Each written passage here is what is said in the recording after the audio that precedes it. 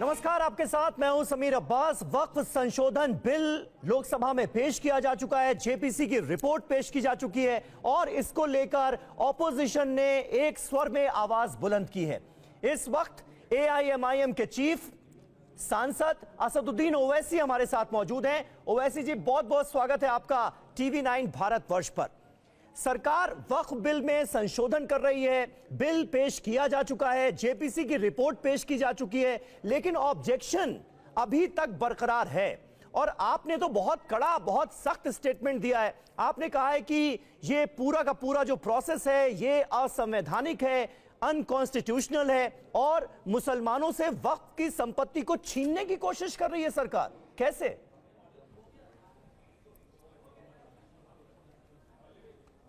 देखिए, एक बात आपको समझने की और आपके दर्शकों को, व्यूअर्स को समझने की ज़रूरत है कि ये वक्फ बोर्ड जो है वो सिर्फ मुसलमानों के लिए है, नॉन मुस्लिम्स के लिए नहीं होता है।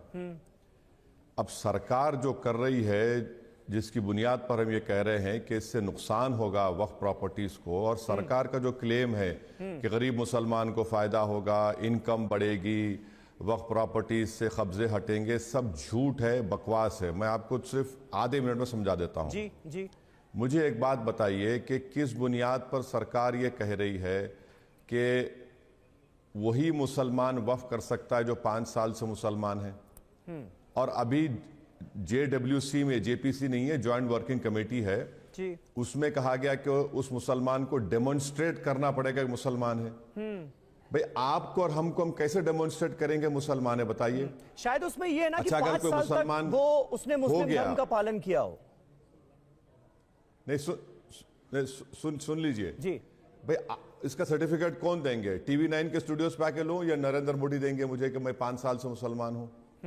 अच्छा, मैं 5 साल से मुसलमान हूं, फर्ज करिए, तो 5 साल तक क्या मैं हिंदू धर्म को, सिख धर्म को, क्रिश्चियन धर्म को नहीं दे सकता हूं? वहां पर दे सकता हूं, यहां नहीं दे सकता हूं। आर्टिकल 300 में प्रॉपर्टी मेरा राइट है, आप कौन होते हैं आप डिसाइड करने वाले? ये राइट टू इक्वालिटी के खिलाफ है। क्यों खिलाफ है? कि अगर कोई ऐसा प्रोविजन कोई हिंदू के लिए है, कोई क्रिश्चियन के लिए, कोई सिख के लिए नहीं है, आपसे मुसलमान के लिए रख रहे हैं। दूसरी बात आप देख लीजिए, सर्वे कमिश्नर सर्वे करता है कि ये प्रॉपर्टी असदुद्दीन ओवैसी की जो दे रहे हैं, मैं वाकिफ हूं, वो वक्फ है नहीं है जी। उसके सर्वे रिपोर्ट के ऊपर उस प्रदेश का chief secretary gazette notification issue करता है कि ये वक्फ प्रॉपर्टी है। आप क्या कर रहे हैं कि कलेक्टर करेगा? भाई, कलेक्टर तो सर्वे कमिश्नर से बिल्कुल डाउन है, जूनियर है, और कलेक्टर का काम सर्वे करना नहीं होता है। ये सर्वे कमिश्नर का एक स्पेशलाइज्ड वर्क है और उसकी रिपोर्ट पर पूरे गजट इशू होते हैं। आपने दिन दहाड़े कत्ल कर दिया, सर्वे कमिश्नर उड़ा दिया आपने कत्ल कर दिया कि तुमको 5 साल डेमोन्स्ट्रेट करना पड़ेगा। तीसरा, आपने कह दिया कि कोई अगर प्रॉपर्टी पर गवर्नमेंट एंक्रोच करके बैठी है, कब्जे में है, जैसा कि दिल्ली में 123 प्रॉपर्टीज पर गवर्नमेंट का डेफिनेशन आपने बढ़ा दिया, गवर्नमेंट के कंट्रोल में, सच्चर कमेटी ने कहा। हाँ। अब कल ये बिल बनेगा तो कलेक्टर क्या गवर्नमेंट के फेवर डिसाइड करेगा या वक्फ बोर्ड के फेवर डिसाइड करेगा? होते कौन है भाई? 123 प्रॉपर्टी जो दिल्ली में है, मिसाल के तौर, जमीनों को लेकर मेरी बात खत्म कर रहे, जो भ्रष्टाचार हो रहा है, जो करप्शन हो रहा है, अच्छा, उस पे भी आते हैं, उस पे भी आते हैं। उस पर तो लगाम लगानी पड़ेगी और इसके लिए चीजों को रेगुलराइज करना पड़ेगा, नियम बनाने पड़ेंगे। तो आपको नहीं लगता कि कहीं तो हमें नियम कायदों में कैद करना पड़ेगा? जी जी, बोलिए। सुन तो लीजिए आप भाई, आप सवाल करिए, अपनी राय मत दीजिए, सुन तो लीजिए। 123 दिल्ली में जो प्रॉपर्टी है, उसमें पार्लियामेंट के सामने की मस्जिद सरकार बोलती गवर्नमेंट प्रॉपर्टी है।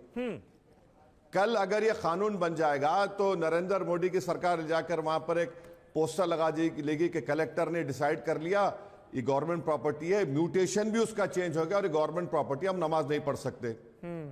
आप और हम चीख मारेंगे, भाई ये तो 200 साल एंशिएंट मॉन्यूमेंट है, ये जो भी है, तो बोलेंगे ठीक है, सनराइज और सनसेट के दरमियान पढ़ लीजिए। मैं तो मस्जिद खो दिया।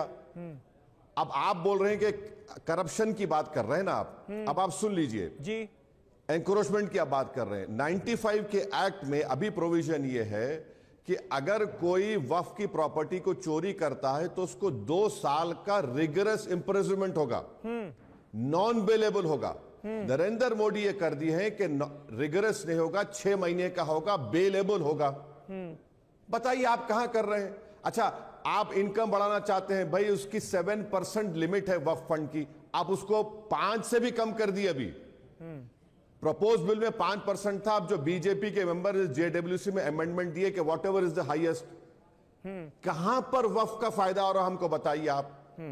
लिमिटेशन एक्ट जो है, अब आप एंक्रोचमेंट की बात कर रहे हैं ना, लिमिटेशन एक्ट जो है, नहीं मैं एनक्रोचमेंट की बात नहीं कर रहा, मैं तो करप्शन की बात कर रहा हूं कि वक्फ की जमीनों को लेकर जो करप्शन हो रहा है, सुन तो लीजिए ना, एंक्रोचमेंट भी तो करप्शन है, भ्रष्टाचार हो रहा है, उस पर लगाम लगाने की मंशा से ये नियम बनाए गए। ये कह रही है सरकार। मैं गवर्नमेंट के इस दलील को झूठा साबित कर रहा हूं। एंक्रोचमेंट भी करप्शन है। अच्छा, एंक्रोचमेंट करप्शन है ना, करप्शन है। अब आप क्या कह रहे हैं कि लिमिटेशन एक्ट अप्लाई होगा, हिंदू धर्म पे प्रॉपर्टीज पर नहीं होगा, सिख पर नहीं होगा, क्रिश्चियन नहीं होगा।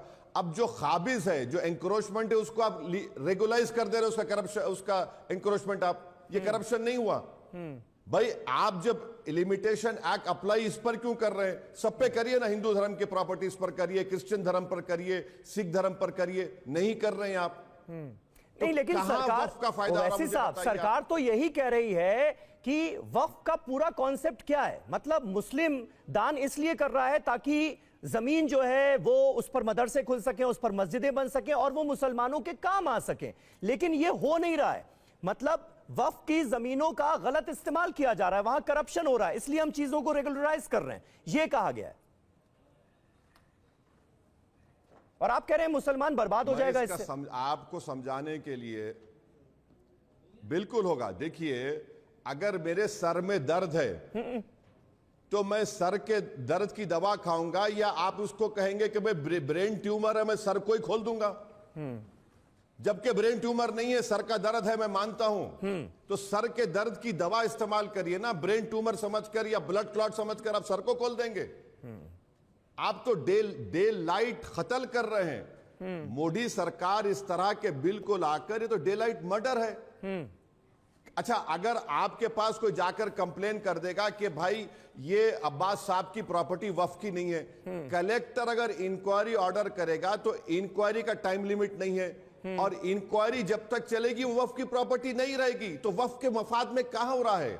ओके, कलेक्टर इंक्वायरी ऑर्डर करेगा तो वो वक्फ की प्रॉपर्टी नहीं रहेगी। बताइए कैसे होगा ये?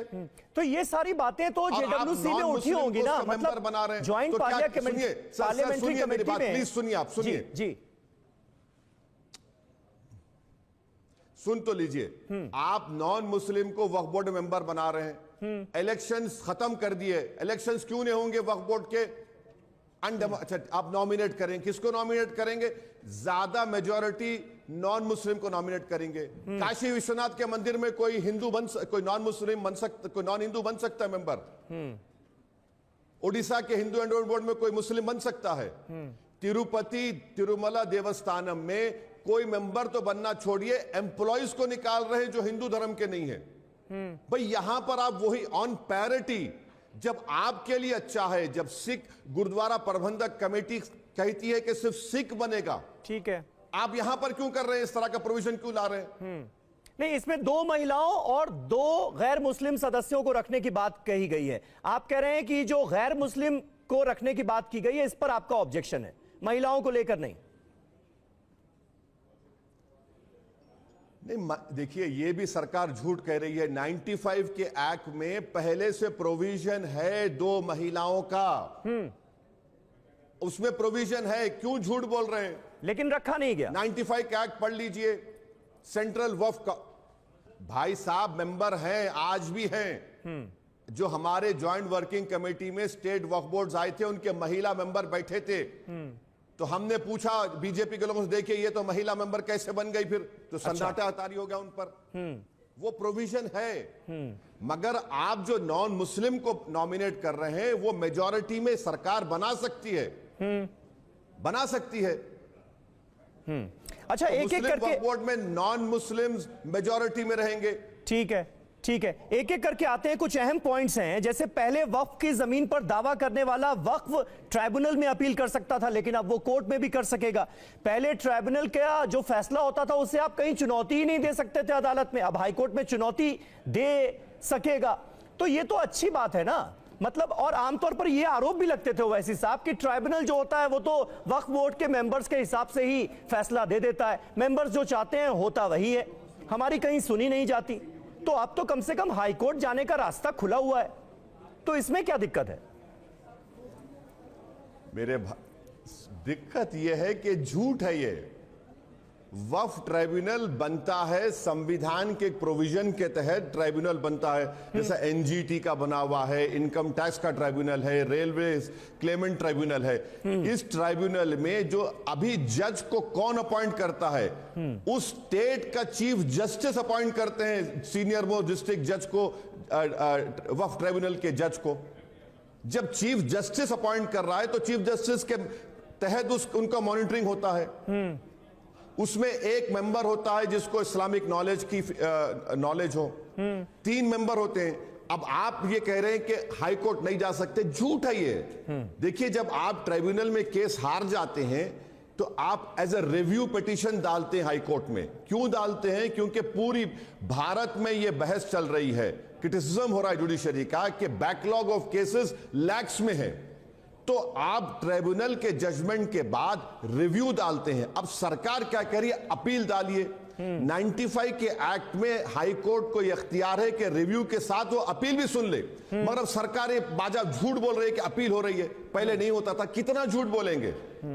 रिव्यू होता था, अपील नहीं होता था। तमाम जो बड़े बड़े हिस्टोरिकल मॉन्यूमेंट्स हैं, एएसआई प्रोटेक्टेड जो मॉन्यूमेंट्स हैं, उस तक पर दावा कर दिया जाता है कि ये वक्फ की जमीन पर बने हुए हैं, वक्फ की प्रॉपर्टी है। कुतुब मीनार पर दावा हो गया, ताजमहल पर दावा हो गया। क्या वक्फ का कॉन्सेप्ट 1800 का है क्या? नहीं सर, लेकिन आज के संदर्भ में तो देखना पड़ेगा ना। है। अब आज अगर कोई ये दावा कर दे कि कुतुब मीनार वक्फ बोर्ड की संपत्ति है, तो वक्फ बोर्ड के हवाले तो नहीं कर दिया जाएगा उसे। गजीट नोटिफिकेशन अगर इशू करती है कि ये प्रॉपर्टी वक्फ की है, तो गजीट नोटिफिकेशन मैं नहीं करता हूं, आप नहीं करती, सरकार का ऑफिशियल डॉक्यूमेंट होता है वो। जी जी। कोई जाकर बोल दिया वक्फ है, नहीं, एक ऑफिशियल गजीट नोटिफिकेशन होता है और उस गजीट नोटिफिकेशन के तहत आपको मानना पड़ेगा। और अगर आप नहीं मानते तो कोर्ट को जाइए, उसको डिस्प्रूव करिए। जो संपत्तियां वक्फ कानून के तहत पहले से रजिस्टर हैं, उन पर इसका कोई असर पड़ना ही नहीं है। जो रजिस्टर नहीं है वो नए मानकों के अनुरूप होंगी।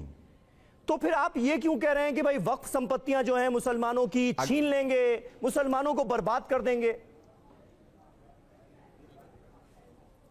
आपको ये मालूम कि इस बिल में एक प्रोविजन है कि 6 महीने के अंदर आपको उस पोर्टल पर ये डालना पड़ेगा। अब ये पोर्टल पर डालने का जो कंडीशन लगाया गया है वो इंडियन ट्रस्ट एक्ट में कहीं पर नहीं है, नंबर 1। दूसरी बात ये कि आप ये कह रहे हैं कि किसने वक्फ की। अब आपका ताल्लुक लखनऊ से है, टीले वाली मस्जिद को किसने वक्फ किया बताइए? कहां से लाएंगे आप 400 साल 500 साल पुराना रिकॉर्ड?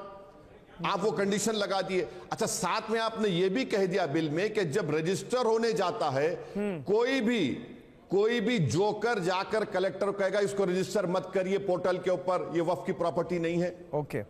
आप खोते कौन है भाई? दिल्ली के 123 प्रॉपर्टीज चले जाएंगे, कलेक्टर डिसाइड करेगा, कोई भी जाकर बोलेगा कि भाई अच्छा इसमें देखिए वक्फ अल औलाद। वक्फ अल औलाद तो शिया में भी है, सुन्नियों में भी है, सब में है। आप कह रहे हैं कि नहीं, किसी बेटी का हक नहीं मार सकते। अरे जब मैं अपनी प्रॉपर्टी को अल्लाह के नाम पे दे रहा हूं तो उसमें बेटा बेटी को कहां मिलेगा हिस्सा? ऑपोजिशन की तरफ से रणनीति क्या अपनाई जाएगी? अगर यह बिल लाया जाता है पार्लियामेंट में तो भारत के जितने सेकुलर जहन रखने वाले हमारे हिंदू, सिख, मुसलमान हैं, वो कभी भी माफ नहीं करेंगे चंद्रबाबू नायडू को, नीतीश कुमार को और जनाब पासवान साहब को कि आप धोखा दे रहे हैं। आप बीजेपी की तायीद कर रहे हैं, मगर आप फ्रीडम ऑफ रिलीजन मेरा कर्टेल कर रहे हैं। आर्टिकल 25, आर्टिकल 26, 29 और 14 का ग्रेव वायलेशन है। देश में हम बराबर, हमारा राइट है, प्रोटेस्ट करेंगे और जो भी होगा तय हमारे कोर्ट को जाना पड़ा, कोर्ट को जाएंगे। मगर ये अगर लॉ बनेगा जी तो इस बात को मान लीजिए कि कोई दरगाह, कोई मस्जिद, कोई खबरस्तान, इवैक्यू प्रॉपर्टी सेफ नहीं रहेगी।